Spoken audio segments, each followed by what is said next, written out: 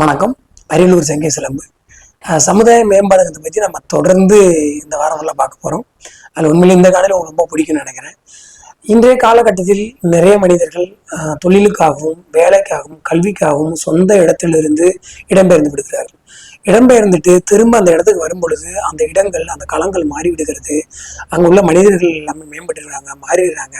அப்போ அந்த மனிதர்களுக்கு அங்கே ஒரு கன்ஃபியூஸ் வந்துடுது, அவங்களுக்கு ஒரு குழப்பம் வந்துடுது. நம்ம என்ன பண்ணுறது, இந்த ஊரில், இந்த கிராமத்தில், இந்த நகரத்தில் என்ன பண்ணுறது, யாரை சந்திக்கிறது, என்ன பண்ணுறது அப்படின்னு நிறைய குழப்பங்கள்லாம்.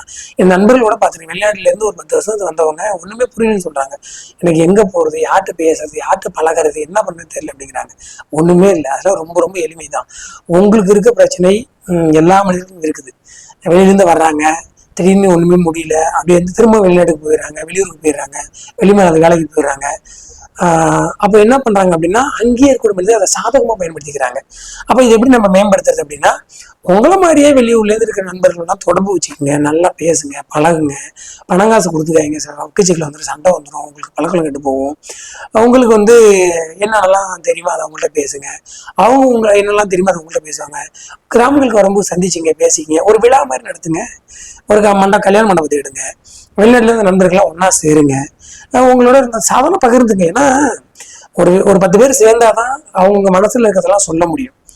இப்ப அந்த லோக்கல்லே இருக்கிறவங்க என்ன பண்ணுவாங்கன்னா, அவங்க தங்குறதுக்கு ஒரு அலுவலகம் மாதிரியோ ஒரு கடை மாதிரியோ அவங்க சந்திச்சு பேசக்கூடிய ஒரு இடம் அமைச்சுக்கிறாங்க. ஸோ அவங்களாம் பேசி ஒற்றுமையா இருப்பாங்க. அப்ப வெளியிருந்து வர மனிதர்கள் நீங்க என்ன பண்ணணும், ஒரு விழா மாதிரி வைங்க. சாதாரணமா எல்லாரும் ஒரு மைக் வச்சு பேசுங்க. இல்ல ஒரு விழா மாதிரி வச்சு வெளிநாடுல இருந்து வந்தவர்கள் ஒன்று கூடும் நிகழ்வு இந்த மாதிரி தலைப்பு வைங்க. வெளிநாடு வந்தவங்கெல்லாம் தொடர்பு கொண்டுருங்க, எல்லாம் வாங்க. ஒரு மண்டபத்தில் ஒரு லஞ்சு, ஒரு காலை ஒரு பிரேக்ஃபாஸ்ட் ரெடி பண்ணுங்க. நீங்கள் வெளிநாட்டில் என்னென்னலாம் எதிர்கொண்டீங்களோ அதை பற்றி அப்படி சும்மா கூட்டு கூட்டமாக பேசிக்கிங்க. அது இது முடிஞ்சா மேடையில் பேசுகிற வாய்ப்பு இருந்ததுன்னா பேசுங்க. அங்கே ஒரு கலை நிகழ்ச்சி மாதிரி வைங்க, பேசிக்கிங்க. அப்போ என்ன நடக்கும் அப்படின்னா, சமுதாயத்தில் நான் தான் அப்படிங்கிற மாதிரி ஒரு லோக்கல் கட்டமைப்பு இருக்குல்ல, அந்த கட்டமைப்பு அடிச்சு நொறுக்கப்படும். ஏன் அப்படின்னா, எல்லா மனிதர்களும் தனி மனிதனாக இந்த உலகத்தில் மிகப்பெரிய சக்தி வாய்ந்த மனிதர்கள் தான்.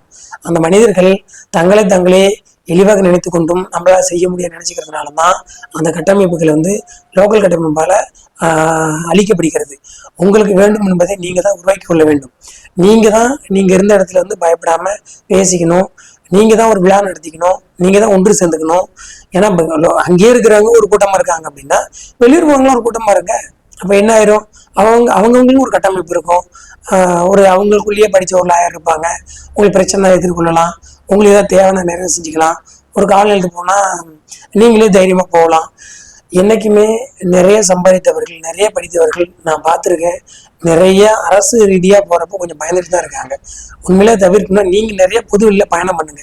விடுமுறை நாட்களை சாதாரணமாக செலவு செய்யாமல் நீங்க உங்களுக்கு வேணுங்கிற இடத்துலாம் பயணம் செய்யணும். இல்லைன்னா சும்மா ஒரு பைக் எடுத்து நீங்க போங்க, ஒரு இடத்துக்கு போங்க, 10 பேர்கிட்ட பேசுங்க, 10 விஷயம் தெரிஞ்சுக்குங்க. அந்த மாதிரிதான் நிறைய நம்ம தெரிஞ்சுக்கிற மாதிரி இருக்கும். அப்பதான் சமுதாயம் மேம்படும், உங்களுக்கு உண்டான பயம் நீங்கும், நீங்க நினைச்ச சமுதாயம் மாறும். நன்றி.